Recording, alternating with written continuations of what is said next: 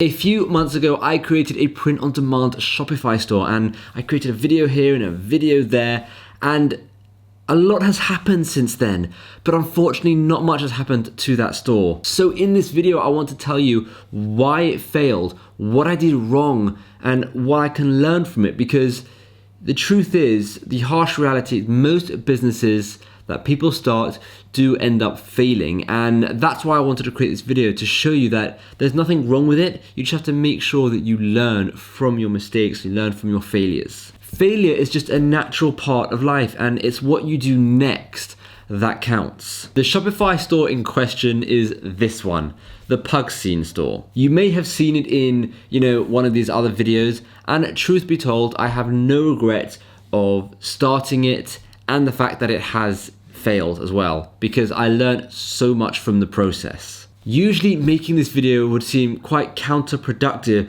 but I thought it was a really important video to make, because I don't want you to have this warped perception in your mind when you watch YouTubers that they're always successful and they always have, big thriving businesses, because I can guarantee you a lot of YouTubers, a lot of people you watch have failed businesses, have things that haven't worked out 100% of the time.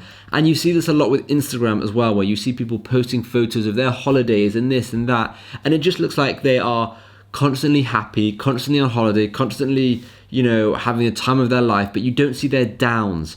And it just gives you this warped perception of life. And I didn't want to do that. I want to show you the ups when I do have successful businesses and work. And I want to show you the downs when I have failed businesses and things that don't work out. So back to the store. Let me quickly give you a bit of a backstory in case you haven't seen previous videos, but don't worry, this will be quick. I wanted to do an experiment of creating a print-on-demand store in around a week and turn it into a YouTube video so people could see the process of setting up a print-on-demand store using Shopify. This meant coming up with designs, buying a domain, signing up for Shopify, and putting the whole thing together in a website. So did I enjoy this process? Not so much, and that's really important, and we're going to come to that a bit later on in the video, but that plays one of the biggest parts in this entire process. I had a few orders, nothing major, nothing really phoning home about or, creating a whole bunch of videos about. So yeah, that's what happened. So what did I do wrong? Well, firstly, I didn't dedicate nearly enough time to this business. And the main reason for that is I wasn't enjoying the business. And usually when I'm not enjoying something, I find it hard to muster the motivation to actually go and do the work. And it's got nothing to do with the money side of it, because I am, spending way more time on, for example, my second YouTube channel, which is making zero money, or maybe it's making a couple of pounds because of, affiliate commission on products, but still, it's basically making no money at all. But I, spend a lot of time on that, and I actually really, really enjoy doing that. So spending time on it is a lot easier. But because I wasn't enjoying, the Shopify process, I wasn't spending much time on it, which means I didn't dedicate enough time to really test it. Now, the second reason is I didn't add nearly enough designs, and I didn't really test them properly.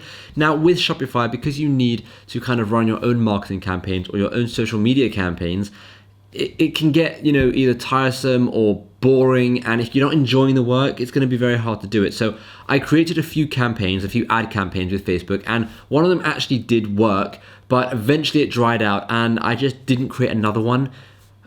Again, I wasn't enjoying it. I couldn't be bothered. I didn't like the process. I didn't see the point in continuing it if I wasn't enjoying myself.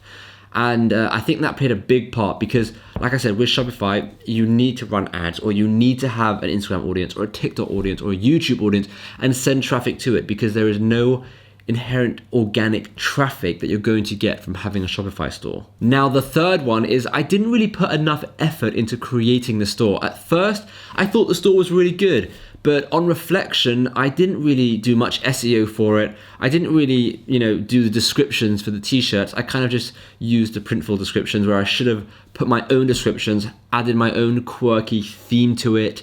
I really could have done a lot more with the store than what I actually did. Truth be told, I was lazy and I did a botched job. And another reason is I wasn't simultaneously building up a social media following, because at the end of the day, like I said earlier, you need a following in order to get traffic. And when you're creating a Shopify store, it's very important to know you're not just creating a Shopify store, but you're creating a Shopify store and you're creating a social media following that together will create the business, will create a successful print-on-demand business. And that's what's really important to understand. And finally, the last thing that I did wrong, and this is probably one of the biggest ones, and one of the biggest ones that I see a lot of people doing, is I picked the wrong niche. Now, when I say I picked the wrong niche, I don't mean I picked a niche that wasn't popular. I picked a niche I wasn't passionate about. Instead, I went for a niche based on facts and figures. And at the end of the day, yes, it was a good niche. Yes, the niche had tons of potential, but because I didn't really care about the niche, it was harder to come up with designs, it was harder to actually enjoy the process, and it was harder to really sell those designs. Whereas if I would have made the niche about cars, let's say, it would have been a lot easier to come up with designs, it would have been a lot easier to sell it, and I would have just enjoyed the process a lot more because I like cars. I would have loved designing t-shirts around cars.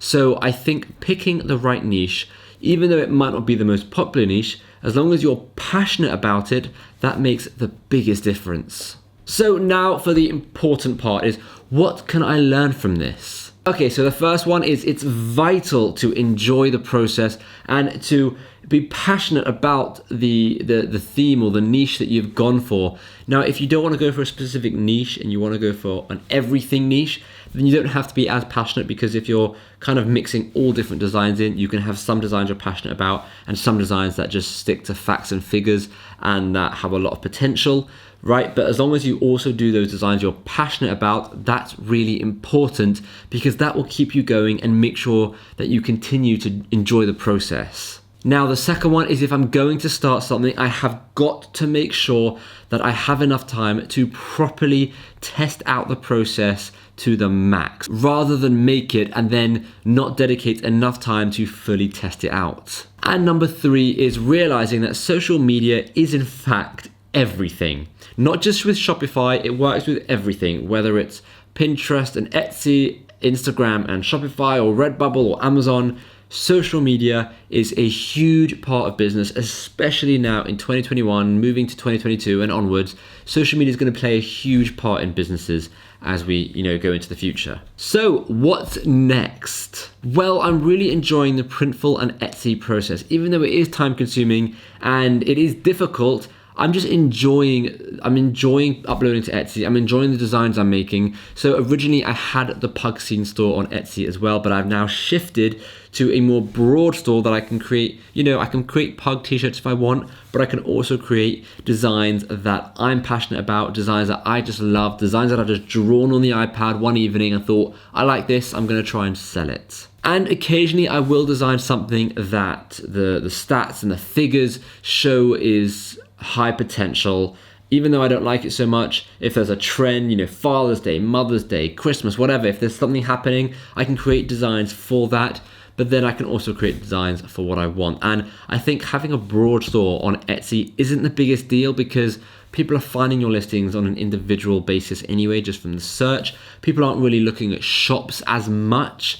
So I don't think it's the end of the world to have like a broad niche on Etsy. Now, this may not result in sales, especially if I'm just designing things that I like.